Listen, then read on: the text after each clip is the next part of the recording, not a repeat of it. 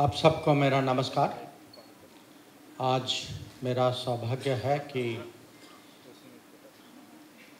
आप सबके बीच में आने का, आप सबसे मिलने का। और शुरुआत में मैं पहले ये कहूँगा कि उड़ीसा में आकर उड़ीसा की संस्कृति, उसकी विरासत, उसका इतिहास, यहाँ की अस्मिता, यहाँ का गर्व जो है, ये पूरा भारत पहचानता है। और जब पिछले साल हमारे G20 की अध्यक्षता का समय आया तो मोदी जी ने बहुत सोच के, बहुत विचार करके ये निर्णय लिया कि हमारा जो मेन पिक्चर जो होगा, जो हमारी ब्रांडिंग होगी दुनिया के सामने, ये होगी यहाँ के जाने माने कोणार्क चक्र का। और ये दर्शाता है कि उड़ीसा की संस्कृति खुद हमारे प्रधानमंत्री को और हम सबको इसका महत्व क्या है। मैंने G20 की बात तो की, मैं आगे भी कुछ कहूँगा इसके बारे में, पर आप यह भी जानते हैं कि G20 हम लोगों ने एक उत्सव के तरीके से मनाया था। इसको हम हर राज्य में ले गए थे और उसका मकसद ये था कि G20 के कारण पूरी दुनिया को भारत के हर राज्य की पहचान हो, सबसे परिचय हो, और इसमें टूरिज़्म का बहुत बड़ा लाभ होगा। और हमें बिल्कुल विश्वास है कि आगे वाले वर्षों में अगर यहाँ की शासन, यहाँ की सरकार जो है कोऑपरेट करें, उनमें ऊर्जा हो, ठीक सरकार बने, तो हमें पूरा यकीन है कि G20 का फ़ायदा हमें टूरिज़्म में दिखाई देगा। अब आप सब जानते हैं कि मेरी जिम्मेदारी तो विदेश नीति है।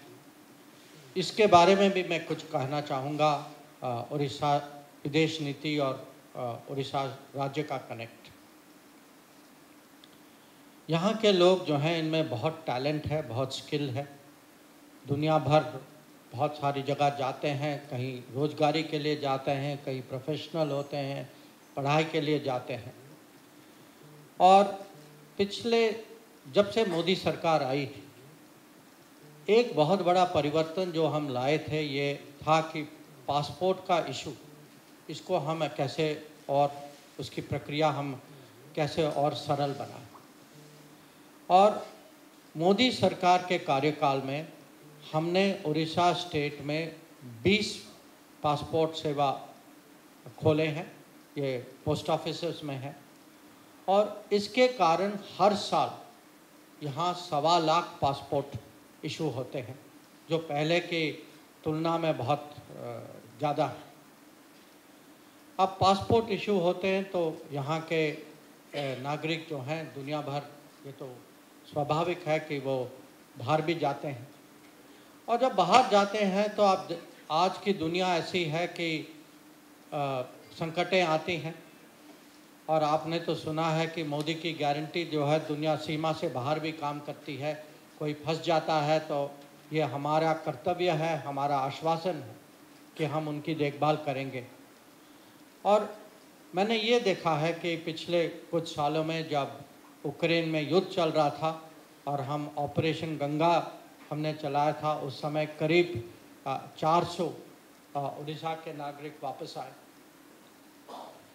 पिछले साल सूडान में भी लड़ाई, युद्ध हुई थी, उस समय में भी करीब 86 लोग जो हैं उड़ीसा के हम वापस यहाँ ले पाए।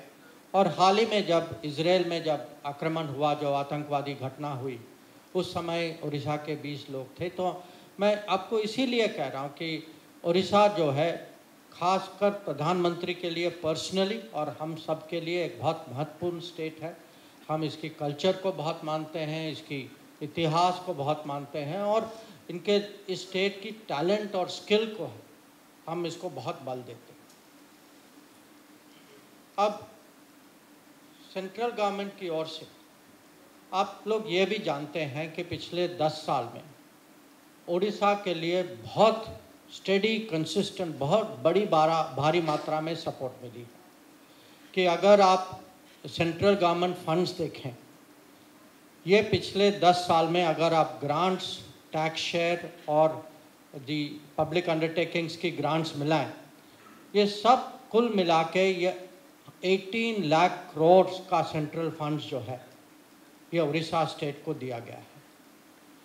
अब यहाँ बहुत सारे डेवलपमेंट प्रोजेक्ट्स हुई हैं सेंट्रल गवर्नमेंट के एक्टिविटीज़ के कारण। सागरमाला में 53 प्रोजेक्ट्स जो 54,000 करोड़ के हैं, ये सैंक्शन हुए हैं। 58,000 किलोमीटर हाईवे बने हैं यहाँ।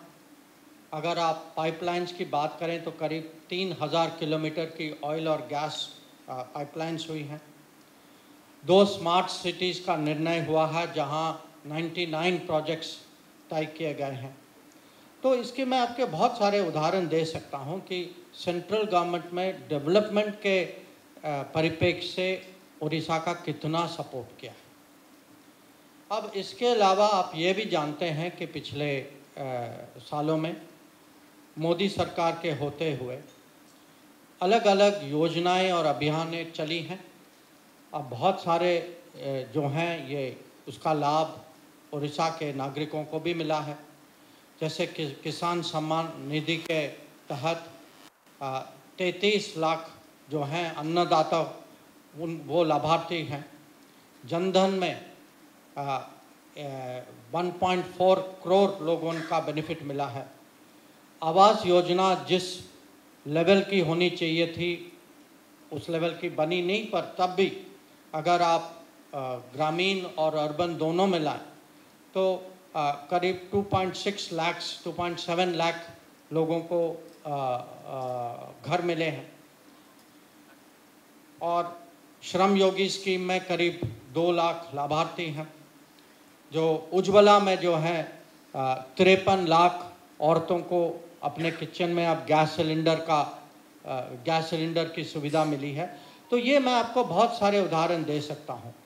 मुद्रा में भी करीब 4.87 करोड़ लोन्स जो हैं उनके अकाउंट्स खुले हैं यहाँ। और स्वनिधि में 54,000 बेनिफिशियरीज लाभार्थी हैं यहाँ उड़ीसा में। तो सेंट्रल गवर्नमेंट की ओर से सपोर्ट आता रहा है, आता रहेगा, पर इसका अगर पूरा उपयोग करना है, क्योंकि हमने ये भी देखा है कि कुछ स्कीम्स और कुछ जैसे आयुष्मान भारत यहाँ उस गति से वो यहाँ तो चला ही नहीं है। और कुछ और भी हैं जैसे किसान सम्मान निधि, इसका जो इसको कैसे आगे बढ़ाना है ये भी एक विषय है। पर ओवरऑल हम कहेंगे कि आज जो समय की मांग है ये है कि उड़ीसा स्टेट में ऐसी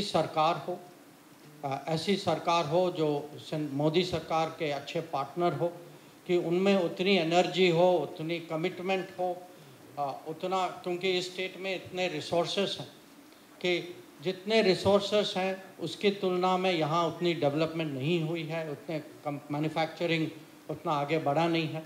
तो हमें पूरी अपेक्षा है कि यहाँ की पब्लिक जो है, यहाँ के मतदाता जो हैं, एक तो मोदी जी के हाथ मजबूत करेंगे दिल्ली में कि हमें अच्छे मार्जिन से वहाँ दिल्ली में संसद में हमारा बहुमत इस समय उड़ीसा की मदद से हमारा टारगेट है 400 पार।